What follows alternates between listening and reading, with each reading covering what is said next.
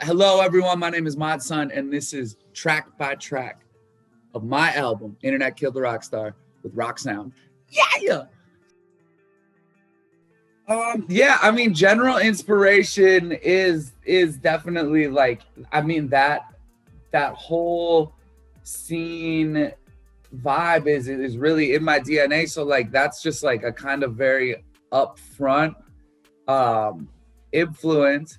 I think you did a really great job when we spoke last time. Like you pinpointed things like Dashboard, Confessional, and stuff like that. And I never really stopped listening to all that music. So I guess I'll put it bluntly, like what type of shit I was listening to every day, just every day period. I listen to New Found Glory like every fucking day. So there's a lot of that just within the style of music that I'm making, I guess. But my whole I think what I've done well with this album is that it's not just like an homage to my favorite Blink 182 songs, you know what I'm saying? It's like really making music that honestly sounds like I don't like the idea of saying it sounds like right now, but it definitely is. I'm not trying to remake old songs, you know what I'm saying, that I loved in that way. So influences, like you said, like Dashboard, Confessional, New Found Glory, those are groups that I love, but I don't know if people would hear that like necessarily up front in the music. So yeah, my favorite bands influence me all the time, but I don't know, it's hard for me to say what people would hear influentially on it. It's hard to say exactly who. That happened on the first session that I had with John Feldmann. So it happened literally I walked in the studio with the idea for the song. I hope you choke on every lie you said to me. I walked in with that little melody and those words. And working with John Feldmann is amazing because he's very similar to me in a like-minded sense that he just likes to go and create. So literally I walked in and within 10 minutes of being there, we were already creating that song. And yeah, that was like the energy that I was bringing to the studio day one. I guess I can tell you this, influentially, in that song is definitely like it's like a page out of the Fall Out Boy book, you know what I'm saying? When I'm talking about like revenge love songs. Pete Wentz could write a fucking revenge love song, you know? And so that attitude is definitely in Karma. Of that whole, I'll get the last laugh in the end, the spirit of like the underdog. So yeah, that one was made within 2 hours from start to finish, the whole thing tracked and created. Yeah, I really like that one. Bones is to me my best vocal that I've ever captured, as far as MODSUN's concerned. And that was kind of in the form of that kind of came out in the form of like a freestyle. When I say that, I mean Karma, I completely had like this idea and vision. And we finished Karma. We actually made Karma and Bones on the same day, the first day of recording. And I got done with Karma and I was like, cool, great session. I was like, all right, cool. So I'm going to take off. Like, good job. Felly was like, no, check this out. I got this other riff. You want to do another one? And to me, I'm like the type of person who loves to make music. But usually I'm told by the person that I'm making with that, like, it's time to stop now. You know what I'm saying? So it was amazing. He was like, yo, let's keep going. Started playing that guitar riff, and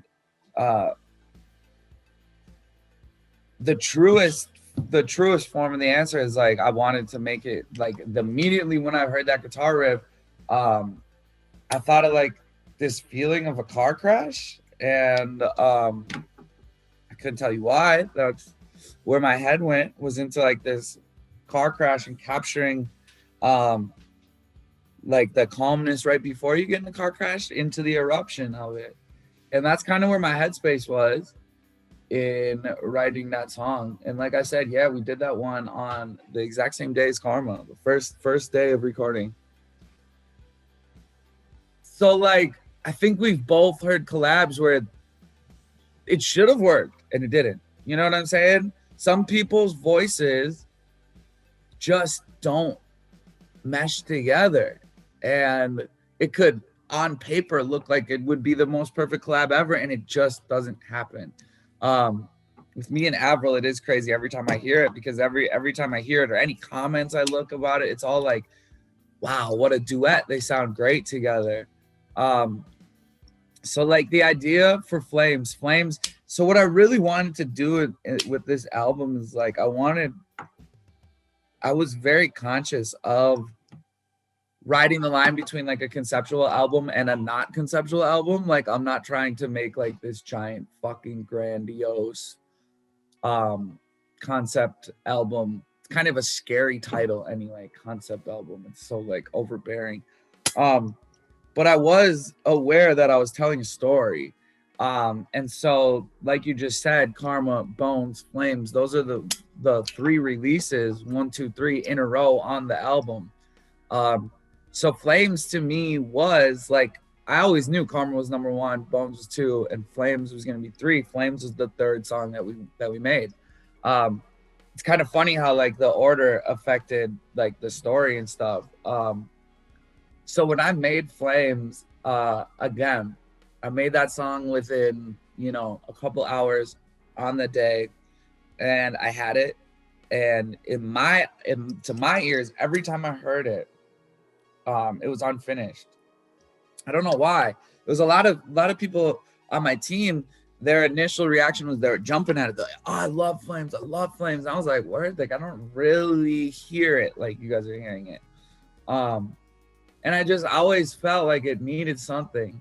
And the universe, God, whatever you want to call it, connected me and Avril Lavigne just through conversation, to which she asked me, she had heard my music, she had heard Karma and loved it, and asked me what I was working on, and I sent her Flames, and she was like, I love this song. I fucking love this song.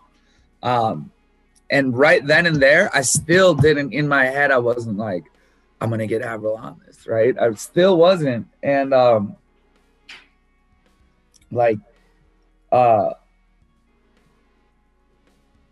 trying to think of the best way to say how it came together within the studio. Is like, she kind of walked in there and knew the parts, and the second I heard her voice get on top of it, I was like, oh my God, this fucking song is it, like, now it makes sense. Now I hear this song. And yeah, working with her was amazing. I definitely, with this whole revolution of music that's happening again right now, to me, there is like someone that wears the crown in this like scene to me, and Avril Lavigne is like that person for sure. I think she changed a lot of culture. I'm sure you were there when it was happening, and I was definitely there when culture shifted when she came out. So yeah, I felt like it was, not only does it sound amazing, but it's also like fucking brilliant to incorporate that whole ideology of what Avril did when she shifted culture. And I actually only wanted a female voice on my album. I didn't want another male voice on my album. I just wanted a female voice. I really picture her as like one of the strongest female voices I've ever heard in music. Like, and her inflections, like, she's Canadian and she doesn't have like an accent, but when she sings, she says words differently, dude. And that is some of my favorite shit about singers, is when they sing a word, the same word that everyone else sings, they sing it different. I don't know fucking why. Some people just do. I like to think that I do that with some words. She does it for sure. So yeah, it was kind of not only was it musically pleasing, but I think it was also like a brilliant a brilliant mix, a brilliant homage. Not really an homage, it's more of just like, fuck man, I don't know, like she's the queen of this shit. And I felt like if I'm going to have any bit of trying to push the needle on this whole genre revival, she needs to be a part of it, you know? So Betterman, the influence for Betterman was actually found in the band The Cure. And I really, while making this album, was like 100% influenced by bands like The Cure and The Smiths. Like those two would be in the forefront. I think that a lot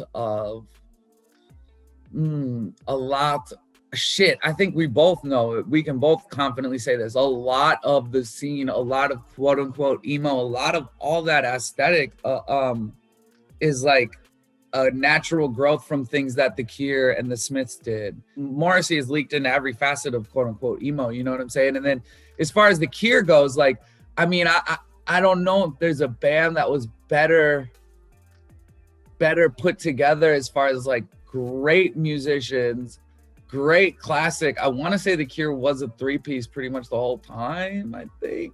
Classic like setup and like, dude, dark ass imagery, dark ass fucking minor songs. The Cure and The Smiths to me danced this brilliant tightrope walk of like making the dichotomy that I love in music, which is happy and sad. I love happy and sad meeting in music. I think The Cure and The Smiths both like made these minor songs or these major songs with sad lyrics or a minor song with happy lyrics. And it was just this cool fucking thing. So I tried to really take elements of that into the making of this album. Specifically, this song, Betterman, was me trying to mix like my influence from the Foo Fighters and my influence from The Cure. I think when you listen to it, maybe now that I say that, you can kind of hear that, but like the music is totally influenced by The Cure. The vocals are totally influenced by like Dave Grohl, Foo Fighters yelling. I never like to use this, to say this reference really out loud, like I'm like referencing it, but like also like trying to tap into the bag of like, you know, if we bring up Foo Fighters, like it's almost impossible to not go deeper and bring up Nirvana. Like obviously Kurt's inflections on yelling and singing is like, you know, some of the purest form of it. So Betterman is close to the highest note that I hit on the album, and that hook, you made me a better man. It's really high, and it's a really high yell. That's at the fucking top of my register. So when I yell that hook, it turns into like this really rock Foo Fighters, Nirvana. Again, I don't want to get eaten alive by fucking ever comparing myself to these people. I'm just using them as reference points of where my head was at. Yeah, I like to think that that one was really my, yo man, in like the sweetest, most kind way of me saying this, I just want to try to take what people are doing with this like revival of the music and just go deeper than where I saw it leave off at. I don't want to just pick up right back where I saw it leave off. We actually had a conversation last time about like, and I remember everything, bro. I remember our whole conversation.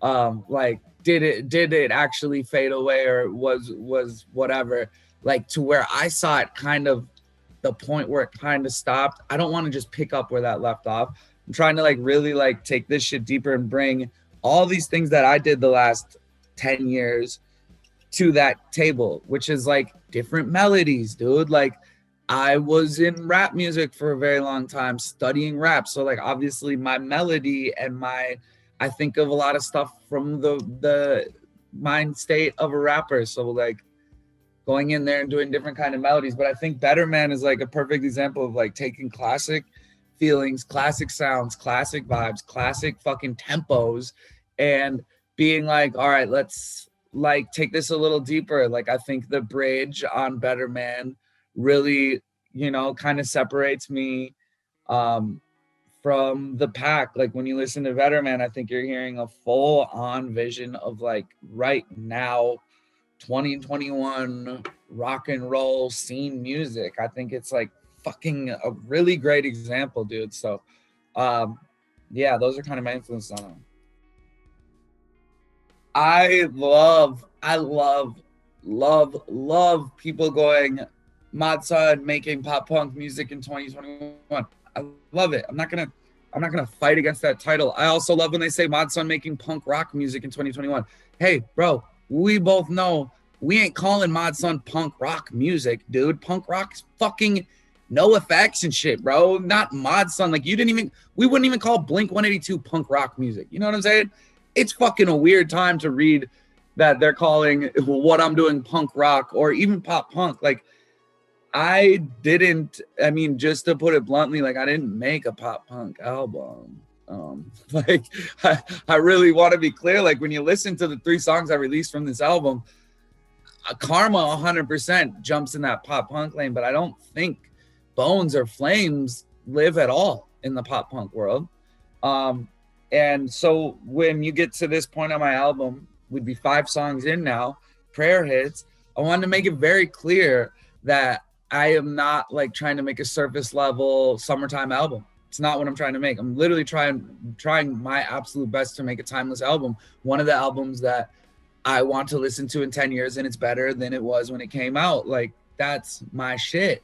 I want to be able to do that in a format of right now. So I don't get, you know, missed. But when a song like Prayer hits, you know, I like to think that like the format of a normal album would be like, don't bring in a ballad until the end.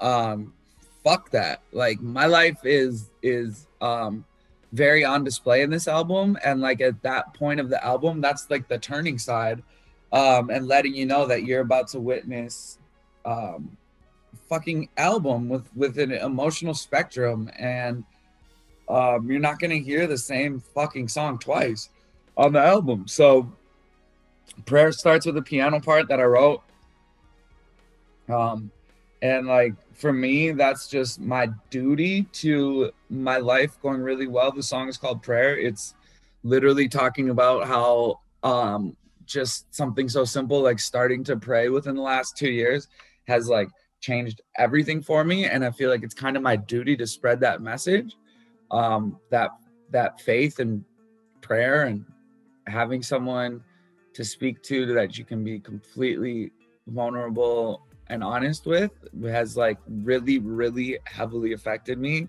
in a positive way. And I think that for all the blessings that I've been given in the last 2 years, that I had a duty to share that message with the world, and I don't want them to miss it. So I'm gonna put it right in the middle of my album and make sure that you hear that I felt like I was saved, and I want to use that and share my journey right there. I mean, in that song, lyrically, I'm talking about how I was a drug addict. I was talking about how I was oversharing with the general population. And then at the end, I talk about coming into my own skin and understanding that, like really just being like accepting, like there's a line in it that's like, I've accepted that I'm not like the masses. And I simply put,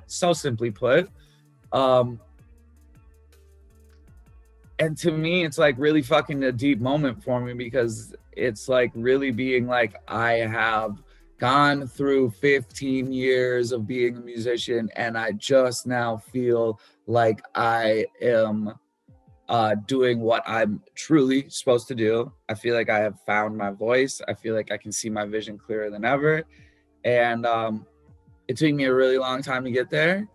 And being able to say something with full confidence and believe in it, like I've accepted that I'm not like the masses, and say it with a smile on my face, that took a long time. It took a really long time, and I think I captured that really well in that song. And like you said, like a power ballad, um like I often think that there's like a stigma around ballads where it's like immediately you're put off by it. I think I made a really fucking cool ballad. So like musically how that started is legit. Like you're gonna hear when people hear the song, they hear like ooh, ooh, ooh, ooh, which is, it was really me. I walked into Feldy's studio and I was like, yo, um I wanted like this really like it started with me just wanting like this really like doom, doom, doom, doom, doom, doom, doom. I just wanted like this bass to kind of to lead the song, and we kind of had that going, and I went in there and I was like ooh ooh ooh ooh ooh ooh ooh ooh, and I was like, bro, turn that into an instrument now. So like what you hear on that this throughout this song, this fucking piece of ear candy, um I'm I'm that's like a proud moment for me because like obviously like it's whatever, it's a fucking trick that we all do in music, but it's my voice pitched up and it sounds like an instrument, and it's actually like I use this all the time in my songs. A lot of people won't hear it because they'll actually think it's an instrument, but like a lot of times when producing or making a song, I will hear an instrument that's not on the song and I will do it with my mouth, and then I will do everything in my power to make it not sound like a vocal, and make it sound like an instrument. And so like there's actually those layers like all throughout MODSUN's history of music. And in this one, I was like, fuck that. I'm not making this hide in the back, bro. That is the song, is this. Ooh, ooh, ooh, ooh. And so that's a first little gem about that song, which I find pleasure in for some reason. And then the song itself, it's called TwentyNUMB. It's about like, to me, this song, I wanted a song, you know, to me, hopefully this will work out in the long run, but I wanted to make a song that was like a New Year's anthem, like a song that you'd play every New Year's Eve for the rest of your fucking life. And that was what my actual was in my head when making the song, was I was picturing like a couple dancing in fucking Times Square was while the ball drops. Literally, that was like the visual landscape that was in my head when I was making that song. And it talks all about like what's wrong with strangers falling in love. So let's all, and like I love saying like let's all give a fuck this new year. And just saying again, so simply put, so fucking simply put, that is not poetic by any means of my standards of poetry, but it's for some reason is like let's all give a fuck this new year. Not anything more than that. Like, you know, and that's why it's called like the 20NUMB is like, you know, a play on 2021. And yeah, it's definitely the poppiest, most, you know, swinging kind of song that you're gonna hear on it. And yeah, also lyrically, like there's a lot of like relevance of right now in those lyrics where it like sounds like a classic older song when I'm talking about stuff that's happening right now. So yeah, that's a really fun one. I'm super excited for people to hear that track, and it's like a quick, like gets you right through it. It's right after the ballad on the album that we just spoke about, and it kind of like creates the next arc of what's happening. Yeah, so again, man, like I definitely, I feel like I took a risk with the track list of this album, and I am really happy about that because I made it from the standpoint, I put it together from the standpoint of a listener, not um not from a business mindset or from a standard mindset. I I think we've all listened to albums where like the hit is number 3, the kind of like the ballads are numbers, you know, 7, 8, 9 around there, and then there's like an interlude that no one really listens to, and there's a fucking outro that goes on forever. And it's like we've all heard these typical fucking buildup of albums. And I wanted to really not just put like these heavier songs, these deeper songs, for me, deeper songs at the end. I didn't want to do that. I didn't just want to stack these like deeper songs at the end. So it's like all of a sudden you get to the end of the album and you're like, oh, buckle your seatbelts, dude. Like I wanted to really like let people know that this isn't just some like surface level little quick fucking jingles, you know? So the song Smith, it's a tribute to my father who passed away last year. And it serves as many, many metaphors and meanings as to what I'm talking about in the song with our relationship that we had. But yeah, it's like the song opens up with me talking in the studio, figuring out how I wanted to open this song, because right off the bat, I want people to know that this is like a message to my father. So like his famous last words were also the famous last words of Robbie Robertson from the band called The Band. The band made this film called The Last Waltz, which is like arguably the greatest recorded concert of all time. They get up on stage, they play this concert. It's like a 6-hour, 7-hour concert, maybe even longer. And the last thing Robbie Robertson says, because they said this is going to be our last show of all time. No one really believed him. This was in the late 70s. And he gets up in front of everyone and he goes, his last words, they finish the last song. He looks at everyone and goes, good night, goodbye. My dad fucking got a kick out of that. He thought that was the coolest way to go. He thought that was the coolest fucking thing that anyone in music had ever done. They said, this is our last show, and I fucking mean it. Robbie Robertson never got back on stage with the band again. My dad loved that, dude. So that was like my little message to him. It starts with me saying, blah, blah, blah, blah, all this stuff, and then good night, goodbye. And then the music hits. And it's such a happy moment for me because I know he's smiling when he hears that. He's not going, oh, I'm so sad that I'm gone. He's like, yes, motherfucker, rock and roll lives. So yeah, that song is definitely the most minor chord song of the album. It's very dark. It's very it's eerie feeling. It's a little uncomfortable feeling. I think to myself, there's the most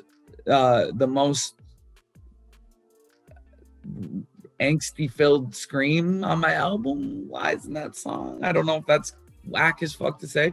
The most me fucking screaming at the sky exists in that song. And the message in it is that there'll always be a room in my heart for you.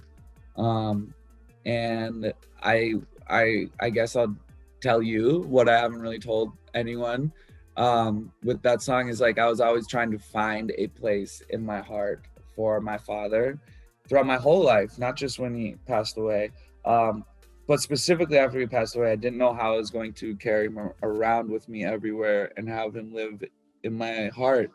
And I did this breath work meditation before we made that song with John Feldmann, one of his favorite things to do.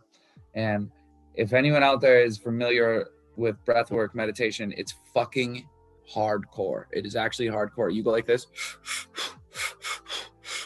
for fucking 15 minutes as hard as you can, and you start like hallucinating. And then they do this prayer at the end of it where they talk about placing things in your heart that'll be yours forever. And they said in the leading of the prayer was, find a moment in your life where you were truly laughing, true laughter. And I was like, oh, dude, that's my dad. My dad could make me laugh at anything at any time. And they were like, now take that and put that in your heart. And like, that is, you're carrying that around with you forever. I was like, holy shit. Like, I just found a way for me to like have a connection with my father forever and ever after this. And it was through laughter.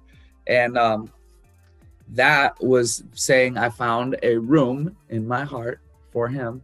And it also serves as a way deeper metaphor. You'll have to listen to the song, more people out there catch the lyrics. But yeah, very heavy song for me to write, most vulnerable. And a place in music, sonically, a place I've never existed before is in that song. It's always been like, for some reason, I've always felt like this little bit of like passion pit or something living there in the world of that song. Just with like this, you know, it's almost like an indie moment for me on the album. Production wise, it's definitely like the slickest I feel production on it, to where you know, coming out of the last song,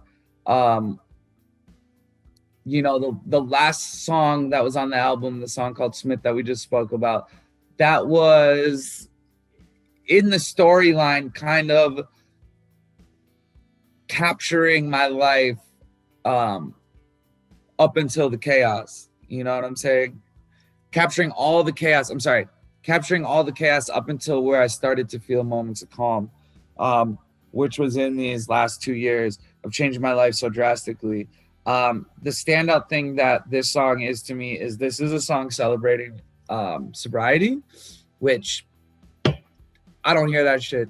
I don't hear songs like that, man. I'll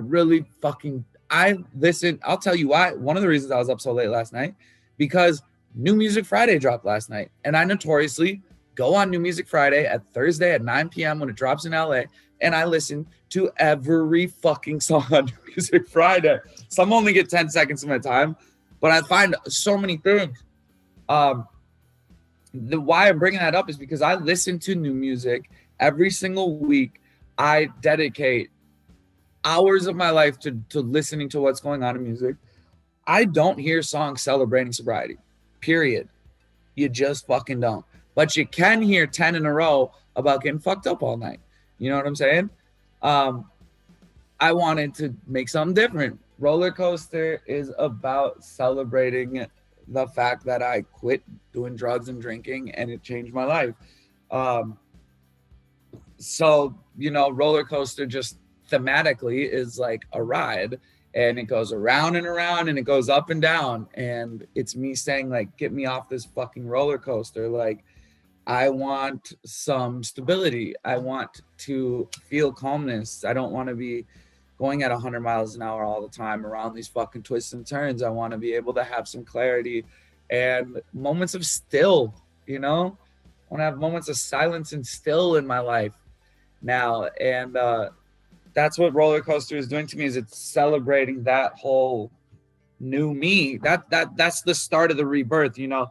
Karma, Bones, Flames, Betterman, Prayer, 20NUMB, and Smith. That's all, like, I feel like capturing a lot of my chaos and my youth and all of that. And then once Rollercoaster hits here, I feel like this is taking us into the true, like, rebirth, and the me that on this album is trying to reinvent the rock star. You know, that's like thematically another thing that I've tried to do with this album, is to reinvent the terms of what a rock star is, you know?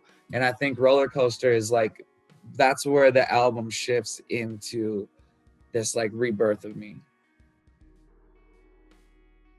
Yeah.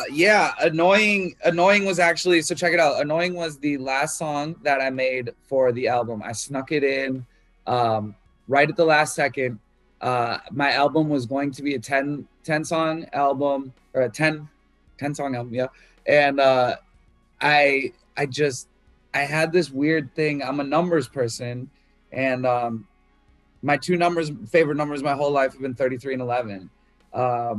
So I was like, fuck it, man. There's signs everywhere since I was young that are telling me I need 11 songs on this album. But there's no way I'm going to force it, because I wrote with Feldy, we recorded like 20 plus songs. But the ones that I knew didn't make it, like, I knew that wasn't the edition. So I wanted to add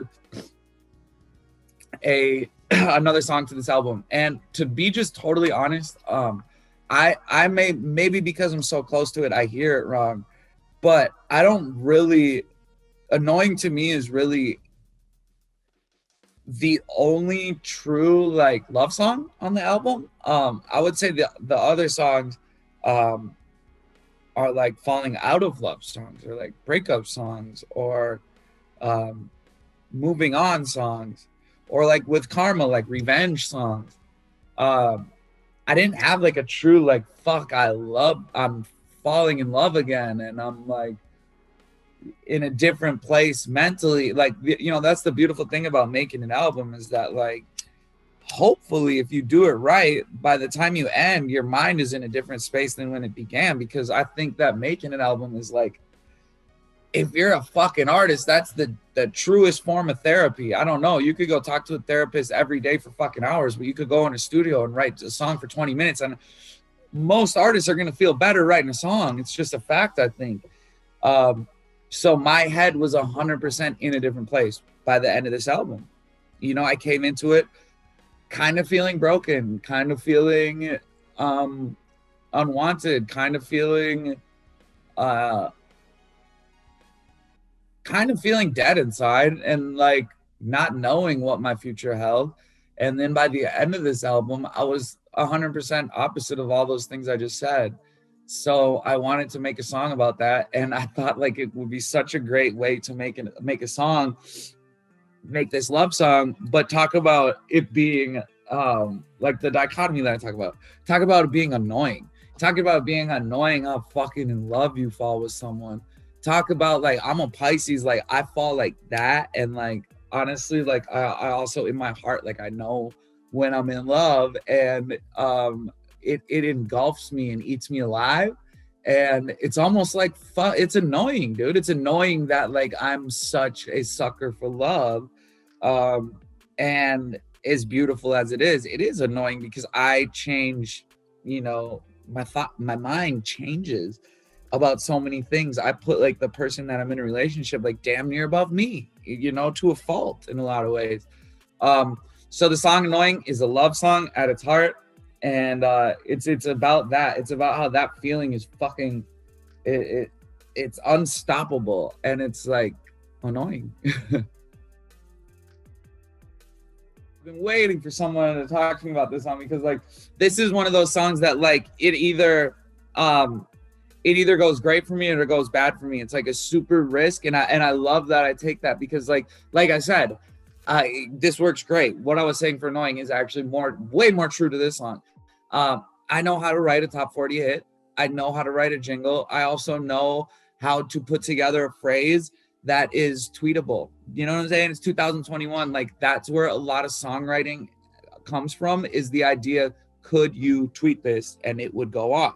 Literally, I can tell you 90% of the songwriters in this town right now are that's the way they're thinking, is that like you need to start, and it's always been like that, you need to start with a great concept and move from there, or you know, tricky words or this and that, clever. Nowadays it really is from the form of like, could this be like an amazing tweet, or could this be like a TikTok thing? And to me, I was like, yo, I want to go to that world 100%. And I want to do it in a way that like I could add something that's like this is like this is a true punk thing in me, is like, all right, I'm gonna say something that shouldn't be said, then really kind of like cross the lines. And even though it is so fucking innocent, I might do everything wrong, but there's one thing I'll do right. I'm gonna fuck you like a porn star. It's pretty innocent, but it's also pretty like, did you just say that? You know what I'm saying? Like, it's a little like, did you just say that shit? So that was my phrase, that whole song started with a phrase, and I literally recorded that hook a cappella. We had no music yet, we had no nothing. I walked in, it was the first thing I did. I was like, Feldy, I got the phrase for this song. I walked in, I was like, I might do everything wrong, but one thing I'll do right, I'm gonna fuck you like a porn star. And I literally just did that over a click. And yeah, that's the song that I really was like, the old mod or the CEO mindset mod would be like, that's our hit, right? Be like, that's our hit, bro. That's the one to fucking go on. And to me, it was like, I want that song to be taken by the people, and if it works, it's because the people react to it, not because I'm pushing it in their face. but I do think that song could have the biggest chance of going fucking a runaway hit on this album. I really do. And it's definitely touches that ska bag, that dun kank, kank, and dun ga ga, you know, that beat. It's really got all the elements to be like a really big song. And so I wanted to like be a punk and say something that's at least a little bit crossing the line. And I feel like it is. I feel like it low key is, but I also feel like it's like a great statement. Like, who the fuck doesn't want to say that? Like, yo, like, I don't know. I love it. It's true. It's true life, man. I love that song. I felt like specifically again, like this track list was like my baby from the making of this album. I had all these things that I wanted to do. One thing was I wanted to end my album like Your Favorite Weapon by Brand New. The ending of that album with Passed Out on the Overpass, like it sounds like a voice note, you know. It sounds like you're in this fucking dude's bedroom with him and he's singing just to you. That was where my head was at, was I wanted to write my, like truly, to be honest, I said to myself, MODSUN, you are 16 years old right now when you're writing this song. I literally had to put myself in the place of when I just got my license and I would drive around my city, Bloomington, Minnesota, all by myself after I just snuck out of the house, and I would play my favorite songs as loud as I could and scream them from the top of my lungs, feeling like I was the only person in this city that understood what the fuck life was about. And I had to like go there completely and be like, I'm writing this song from the most unprofessional, unknowledgeable, all the things that I had learned from 16 to now I want to throw out the window and write this fucking song. What would I do? And it was me and a guitar, you know what I'm saying? Obviously, right? To me and a guitar. I had the name of the album before I wrote this song. I knew my album was going to be called Internet Killed The Rockstar. And just like you were saying, like this song was designed to be the outro. And the message in that song is beyond that everyone puts on this face on the internet. The real point that I was trying to make, and I know this is going to just be talked about, the more success that this album gets, the more that this is going to be spoke about, and I just want it to be able to be brought up, is that like I'm really not a fucking poser when it comes to this music. This isn't some new shit that I just, wow, man, I really like that stuff. Man, this isn't that for me. Like, this is truly the shit that raised me. And I really like know that there's gonna be stuff that's like, that has no idea the past that I came from, of course, because I'm gaining a new audience right now, which is the blessing of music, and they have no idea where I came from. They don't know what I was doing before the fucking internet, you know. And I really came from this scene, and that's like my homage to like when I saw everything change, was like, you know, fucking basically Twitter. MySpace, we were still kind of holding on. The scene kind of ran MySpace. As soon as like Twitter and all that shit kind of came, it was like this really big shift in like what became popular music or what the scene was at that time. And the song ends with the sound of dial-up internet, bro. And like it turns into this eruption of me on drums, very short, fucking 7 bars, not 8, 7-bar rock out at the end, interrupted by dial-up internet, which is the vein of my existence, motherfucker. That was the shit that changed everything, was that fucking noise. And I actually, like, I love it. I played this album for one of my best friends the other day, and he had no idea what that sound was. And I was like, wait, you don't know that dial-up internet sound? Like, you don't know that? He's like, no. And I was like, holy shit, kids are really too young for that now. Like, that's crazy to me. And that's my like statement it's almost like my statement is all embodied right in that sound right there. That was what killed the rock star to me. That was when we stopped playing in bands with our friends, and after school we had to get together with our three best friends to make music. That was when we just took our computer, plugged it into it. I'm sorry, took our guitar and plugged it into our computer, and became a one-man show. And then we brought that to internet and showing everyone that we're a one-man thing, and that this is our life, a highlight reel. Everything changed. Everything changed. I can confidently say that. And that was the that's like my final statement about this whole culture shift from the internet. Is like, I'm not writing a story about what's happening right now. I'm writing a story about what's happened over the last 10 years. I think that's what's important to be noted about my album, is that this isn't just like an album about my life in the last year or whatever. As much of that is in there, it's really encompassing the last fucking 10 to 15 years of my life. And that's why this album is so important to me, because it's not like, this feels like a debut album to me. Whereas when you make your debut, you have all these years of songs that you've wanted to say. And then you get to say it on your debut album, and then they go, we'll make another album 6 months later. And you're like, well, I only have 6 months of things to talk about. So it's a little fucking harder, guy. In this case, I was like, I'm writing an album that's going to encompass the last 15 years. It's going to encompass the moments that changed my life. It's going to encompass the moments that changed culture. And that's what I wanted to do. And I really, really pray to God that I did it.